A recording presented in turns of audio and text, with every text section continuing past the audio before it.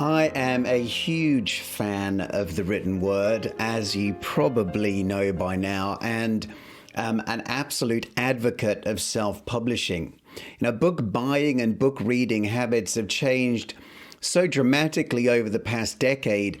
Gone are the days where someone walks into a bookshop and judges a book by the thickness of its spine. Now, they may still judge a book by its cover because that's the first thing they see when they arrive in the store. But most often the store is online somewhere, namely Amazon would be probably the granddaddy of that world and the behemoth of publishing and books.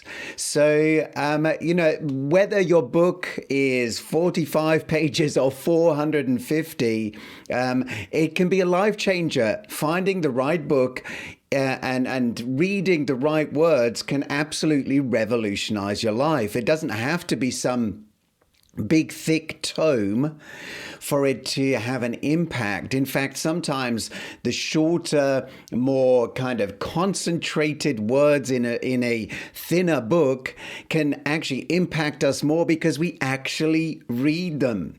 But it's not only reading habits that have changed. It's not only book reading that has gone through this kind of a convulsion or revolution, whichever way you want to look at it. It's actually the book writing and publishing revolution that has really precipitated this change that's taken place. You're no longer stood in line waiting for someone to give you permission or give you the thumbs up.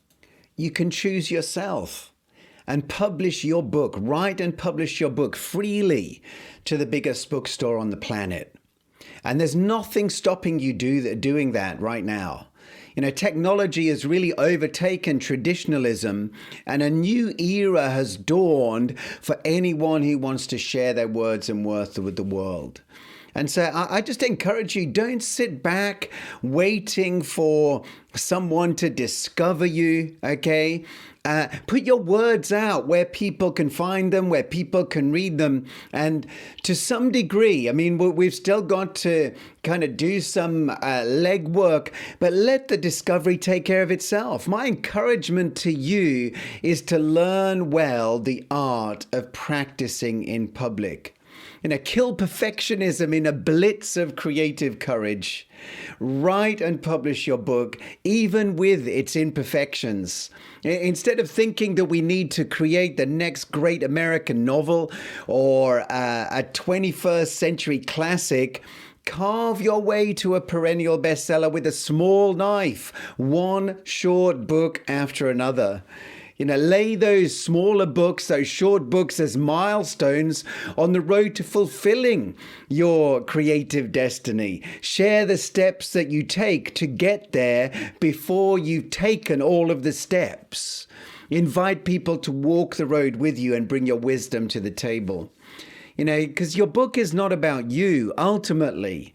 You don't want your reader to be impressed with you. You are not the hero. The hero's journey that interests your reader is their own. And we want them to be impressed with themselves when they internalize what you teach, when they internalize what they read and apply it in their own life. That's the hero's journey that we're talking about. The reader is the hero of your story ultimately, and you act, if for want of a better picture, but you act as a muse for their dreams and their desires to become a bigger, better version of themselves. And I just encourage you, don't deprive the world of this indescribable gift. The Bible tells us that words are powerful. The scriptures say that in words and through words, we have and we release the power of life and death. Proverbs 18 verse 21, death and life are in the power of the tongue, and they that love it shall eat the fruit thereof. Your words, my dear friend, carry life. Pages today are panting, thirsty for your wisdom. Pick up your pen, punch your keys, and set those words free. Well, thanks for listening. Hopefully, it's been an encouragement to you today. If you want to connect any further, you can do so through my website at davidleemartin.com. Have a great day.